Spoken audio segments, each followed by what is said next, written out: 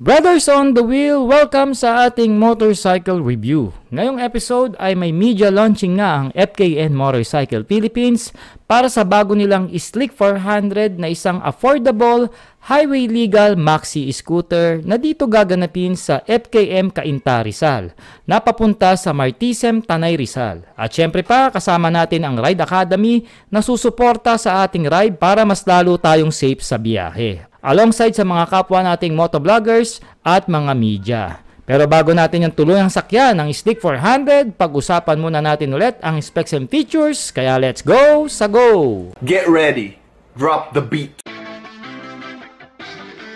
Wow.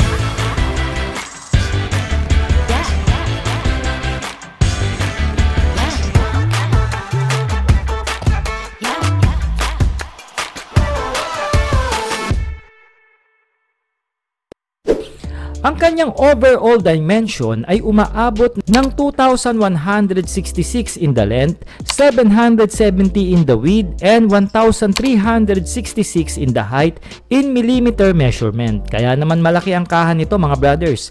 Pero huwag kayong mag-alala dahil sa kanyang modern and stylish design pagdating sa kanyang bodyworks ay siguradong hahawi lang ito ng mga malalakas na hangin, at idagdag mo pa dito ang mataas niyang windshield na may overall weight na 200 kg, na siguradong stable ang takbuhan mo dito kahit dumaan ka pa sa mga highway kasama ang mga bus. Mala cruiser bike nga lang ang taas ng seat height nito na umaabot lang ng 745mm, at samahan pa yan ng malapad at komportabling upuan para sa ating rider at sa magiging backride nito. May ground clearance naman ng Slick 400 nang umaabot sa 140mm, na saktuhan lang para sa kondisyon sa kalsada dito sa Pinas. Makakapag-offer ang maxi scooter na ito ng relaxed and upright riding position para sa rider at sa backride nito. Tapos samahan pa yan ng dalawang options sa put position na isang standard and put forward. Kaya sa riding ergonomics pa lang mga brothers, para dito sa Slick 400 ay sulit na kaagad ang binayad mo. Pinatatakbo nga ito ng isang liquid-cooled engine na may 400cc displacement na may isang cylinder. Kaya naman makakapasok na ito sa mga main highway dito sa Pilipinas, at naka-fuel injected na rin ang fuel system, kaya naman kahit paano may katipiran pa rin ito pagdating sa fuel consumption, na hindi naka-compromise ang kanyang power output na umaabot sa 29.1 horsepower at 7,500 RPM, habang kayang makasibat ng Slick 400 ng 33.5 Nm of torque at 5,500 RPM. Nasa palagay ko mga brothers, pagdating sa power to weight ratio ay bibigyan ka ng Slick 400 ng swabing arangkada, na dapat naman talagang katangian ng isang maxi scooter. Kaya magkarga ng Slick 400 ng 13.5 liters pagdating sa kanyang fuel tank capacity. At sa laki nito ay malayo-layo na rin ang mararating mo dito mga brothers. At nasa mismong floorboard na rin ang tank location, kaya naman for sure malaki na rin ang underseat compartment mo dito na mapaglalagyan mo pa ng mga ekstrang kagamitan. We have a dual channel ABS pagdating sa safety sa preno, at syempre naka-disc brake na rin yung harap at likod ng motor, na may 14 inches wheel mugs na gulong sa harapan at 13 inches wheel mugs naman sa likuran na may mga tubeless na goma. Suportado ang Slick 400 ng fully adjustable dual shock sa likod pagdating sa suspension, habang naka-conventional telescopic port naman ang harapang suspension ng scooter. Combination nga pala ng analog and TFT display ang meter panel nito na parang inspired sa mga auto ngayon, na may mga essential meter and indicators na kasama. At naka-smart key system na rin ang motor para sa kanyang starting and alarm safety. Meron tayong closed compartment dito sa baba ng handlebar, at nandyan na rin mismo ang USB charging port para sa ating mga cellphone na gagamitin sa biyahe. At merong basic and standard switches pagdating sa manibela. We have a 6 pieces projector lamp pagdating sa kanyang headlight, na siguradong malakas ang bato nito sa kalye, at samahan pa yan ng matulis na daytime running lights dito sa harapan. And going naman dito sa likod mga brothers, meron itong malakotsing datingan na taillight na naka-LED na rin ang mga bombilya, kasama na nga rin dyan ang turn signal light sa mismong assembly ng taillight, at ganun din sa harapan na nasa mismong fairings na rin ng scooter. Alright mga brothers, riding ergonomics nitong motor, napaka-comfy niya. Diyan sa likod like, okay ba dyan? Malaki daw space sa likod para lang daw nasa sopa. Okay, so eto na, pinagaw na kami ng Marshall. Alright, grabe, ang ganda, napaka-stable niya manakbo mga brothers. Ang tatag niya manakbo. Tsaka naninibago ako sa side mirror ha. Okay ha, palayo ha, kitang kita mo kaagad ha. Yusin natin konti. Sa likod pala natin si Chell. So masusubukan na natin to si Slick 400 pag sa traffic na sitwasyon. At by the way, angas pala natin si Lark. So may total weight kami ng around 105 kg mga brothers on the wheel. So napipil ko naman na medyo may bigat siya, pero okay lang. Grabe, para lang ako nasa sopa rito. Ang relax niya. Okay enjoy ako dito Pwede ako sumagad sa upuan Wow. Alright mga brothers, speaking of traffic, habang gamit itong Slick 400 ng FKM, hindi naman siya ganun sobrang pahirap. Mararamdaman mo pa rin na nagmamaneho ka na isang 400cc na maxi scoot, pero at the same time, hindi naman siya ganun kabigatan. May angkas tayo ngayon sa likod, okay lang naman. Pag slow speed naman, hindi mo naman ganun na mararamdaman yung bigat. May mararamdaman ka pa rin naman na bigat, pero hindi naman sobrang overwhelmed katulad sa ibang mga 400cc na motor or ibang mga big bike. Gustong gusto ko siya mag perform pagka slow speed katulad nito. Hindi siya mahirap balansehin, napakadali niya lang i-balanse. Ayan mabagal lang tayo, around 10 kilometers per hour lang pero di ba? Yeah. Tapos bibigyan mo ng konti. And then pag ilalagay ko na yung dalawa kong paa sa pinaka sahig, dahil 5'4" lang tayo, abot na abot naman natin. At hindi naman tayo parang matutumba Ito yung gusto ko. Kahit malapad yung upuan ng Slick 400, madali pa rin natin ma-engage ang ating mga paa sa sahig kasi mababa lang ang kanyang seat height mga brad. Tapos babalik ulit tayo sa position. Alright. So ang pinaka formation namin mga brothers, isang Marshall, tapos si Sir Edsel, yung may-ari ng FKM Rizal, and then Venture, dalawang Venture sa unahan, then puro Slick na to. Alright. Sumingit si Kuya Boyet. Let's go, sa go. Siyempre pa. Ang lakas din naman ng power niya pagka inaarangkada mo. So kung meron ka mga gustong i-take o i-cut, o gusto mo kung gusto mo mag-overtake, madali niya lang naman din. Ito kaya inangkas ko rin si Lark kasi para malaman din talaga. Dahil ito kasing motor na to, pandalawang tao talaga para sa akin mga brad mostly ito sa mga gustong mag-cruise, makapunta sa NLEX, makapalayo, 'di ba, sa mga main highway.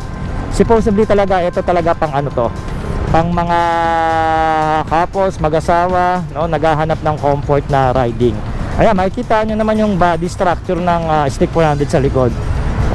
Makakategory mo talaga na okay to malaking scooter to, 'di ba?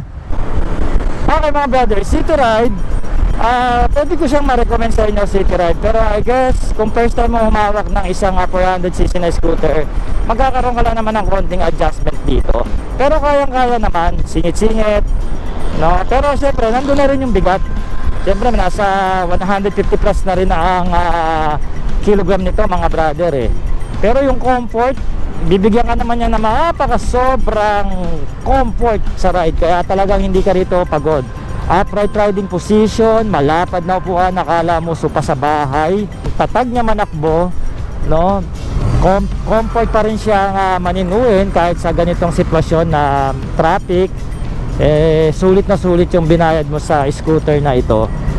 Traffic na naman, meron na naman dito truck sa unahan natin. Mga brother, since papanik tayo ngayon, inoobserbahan ko siya, low speed, papanik tayo, may konting traffic. Hindi naman hirap yung scooter mga brad. Siyempre obvious naman 400cc to, hindi siya dragging, smooth pa rin yung makina niya. Marinig mo na umiingay yung makina, pero nandun pa rin yung low vibration niya na karakteristik. Bilis talaga magmaneho ni Kuya Boyet. Mapisik talaga, mapisik. So ito yung gusto ko. And then pagka traffic katulad nito, light lang, may konting traffic, ganda niya mag-perform. Tsaka papanig tayo ngayon iba rin yung climbing performance nitong scooter. Ayan may lakas talaga siya Wow, swabing suspension nito Ayan, daan natin sa lubak para ma-feel natin. Makita nyo naman, maarangkadang Slick 400 mga brad. Ganun siya. Oo, di ba? So kahit maging aggressive ka rito sa scooter na ito, bibigay niya sa iyo yung gusto mong performance. Partida, meron pa tayo niyang angkas. Okay, upon testing naman dito sa hill climb ng scooter, kung papanik nyo to sa mga matatarik na ride katulad ng Baguio, yan ang laging tanong sa atin. Kahit may angkas kayo rito mga brother, hindi kayo mapapaya rito sa Stick 400 natin ng FKM, no? Kahit lagyan nyo pa yan ng top box, no? Wala kayong po problemahin. At lagyan nyo pa ng karga sa pinaka U-box nya. Yes, indeed. Okay na okay ito. Yeah, medyo may light moderate traffic tayo ngayon mga brad, pero okay lang. Ang ganda ng performance nitong Stick 400. Napaka-stable niya sa ganitong takbuhan. Nagulat ako mag slow speed to, hindi siya malikot. Stable Pwede ka nga mag no hands eh. Wait. Nakaalis na sa matinding traffic. Eto na. Open highway tayo ulit. Lakas yung motor mga brad. Arangkada, side na side ako rito sa pagiging 400cc nya. Tapos naka dual channel ABS pa tayo. Kaya naman solid. At syempre hindi tayo pwede muna sa convoy. Kailangan nakapila lang tayo. Ayan, makikita tayo ng marshal, baka masabihan tayo. Anyway, ang ganda ng performance nito mga brad. Kita nyo kanina, sinubukan natin sa mga traffic, light traffic, heavy traffic na experience ko to. Kahit first time ko siyang gamitin pa lang, madali ko siya magagamay. So kung bibili kayo nitong Stick 400 and then first time nyo magkaroon na isang ganitong klaseng scooter na Maxi 400, Maxi scooter na 400cc, madali nyo ito magagamay. Ako oras pa lang okay na sa akin kaagad, kasi medyo may adjustment ako konti dahil nasanay ako Victorino scramble bike yung gamit ko. Pero ngayon ang dali ng bilis ng transition, ang dali ko kaagad siya magamay. So sa mga brothers natin dyan na bibili dyan, especially mga kababaihan, hindi nyo po problemahin itong scooter na ito. Ang dali nyo siyang mai-in control. Alright, ang kata check. Woo! Sarap! Suspension pare, bilib ako dito. Ang galing, para ka lang sinisiso. Sobrang gaang, sobrang lambot, sobrang swabe. May angkas kasi ako ngayon kaya maganda yung laro ng suspension niya. Kasi pag ako mag-isa, baka makaramdam ako ng konting tagtag lang naman dito, kasi 53 kg ako Pero ngayon may angkas ako sa likod. Ang ganda ng chemistry ng suspension ito. Para ka nga anto ko na dinuduyan. Picture muna. Alright, okay na, swabe. Lakas. Swabe yung raan natin. So minto muna tayo dito sa Clean Fuel. Anong lugar na to kuya? Ito na yung Clean Fuel. Malapit na tayo sa Marilaki na tayo ng Marilaki. So ito daw yung kaya malapit na daw sa Marilaki mga brothers. Itong Clean Fuel na to, kasi first time natin dito parang dumaan ata. Ito yung gunpowder gray namin ng FKM. Gloss po lahat gloss white. Ito pinaka-paborito ko sa tatlong kulay. Itong gloss white nya. Gustong gusto ko yung pagka-white nya. Then kung di nyo to trip, meron silang gloss red. Ayan, so comment nyo sa comment section natin kung anong sa tatlo ang nagustuhan yung kulay ng Stick 400. Kung sino yung litaw na litaw. Actually maganda naman sa lahat pero para sa akin yung Apple Inday talaga, itong gloss white. Ang ganda ako sa kanya. Kitang-kita mo yung hubog niya na pagka-agresibo rito sa harapan. Anyway, balik tayo sa review. Cornering performance nito, very outstanding mga brother. I-enjoy ko siya mag-corner. Ang ganda, sobrang stable siya. Wala siyang yanig, wala siyang laban. Despite sa malaki yung body dimension niya at tire dimension ng motorsiklo, pakasolid niya lumigo. Tsaka sumasabay yung swabe ng kanya suspension. Yes indeed mga brad, panalo. Usapang likse mga brother, ang gimbal niya pagka nag-speed ka na ng around 20 pataas, lalo ngayon cruising speed tayo ng 60 kilometers per hour, yan ang gimbal niya. Tsaka yung mga biglaang malalalim na lubak, easy peasy, kinakain lang. Makikita nyo yan sa unahan natin, mga naka Stick 400 yan, kung gaano ka nimble. First time namin lahat dito So pagka halimbawa meron kayong mga biglang kakat, o overtake, bilis, kasi isi-shake nyo lang siya Right, open highway again. Subukan natin sa konting arangkada na medyo mabibitin. Swabe. vibration, smooth. Pero konting-konti lang. Grabe. Iba yung binibigay na comfort talaga nito. Para sa akin, selling point talaga nito ng Stick 400. Comfort, forma, features nandun din dahil naka dual channel ABS tayo, no? And then all LED lights, digital meter and analog. Sasama mo pa yung kanyang keyless features. Okay mga brothers, stopping power solid. Hindi ako nahihirapan na kontrolin yung preno niya. Gusto ko yung reaction ng preno niya, no? Yung binibigay niyang preno pagka piniga mo talaga. Ganda ng stopping power, suabe. ABS di ko pa nararamdaman mga brad eh. Pero sa preno niya, disc brake harap at likod with a dual channel ABS. Yeah, mapipil mong safe na safe ka rito. Yun lang, wala tayong traction control, keep in mind. So medyo kahit pa paano, ingat pa rin tayo, di ba? Pero ABS, yes, the best dual channel tayo. By the way, may hazard switch ito. Kung nagko-convoy kayo o emergency parking, meron ng Stick 400. Hindi nyo na paglalagyan. Gusto ko pa na meron siyang adjustable brake levers, magkabilang preno yan mga brad. At saka isa ito, kahit non-adjustable sa akin, okay lang. Malaking tulong nito. Hindi ako masyadong gulpe o bugbog sa hampas ng hangin, no? Sa mga brothers, hindi lang natin ma-enjoy yung corner kasi Sunday ngayon. Marami nagmamotor, maraming nakasasakyan, maraming napanik ngayon dito sa papuntang Marilaki. So mabagal lang yung takbo natin. At the same time, sabi ko nga, nagbabagal yung pinaka-spearhead natin, si Sir Edsel, kasi para ma-featurean itong bagong Stick 400. Masarap sana kung wala nada, di ba? Talagang makikita nyo yung paano mag-perform ito pagdating sa mga banking and cornering situation mga brad. Pero ganun pa man, I can tell na hindi kayo mapapaya dito sa Stick 400 ng FKM pagka binili nyo ito sa ganitong senaryo ng riding.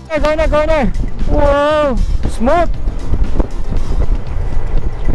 S-curve? Yes sir! Yan na. O tapos sasama mo ng konting preno, konting higa-higa konti. Wow! All goods! Yan, dami mga bikers ngayon, Sunday kasi. Alright.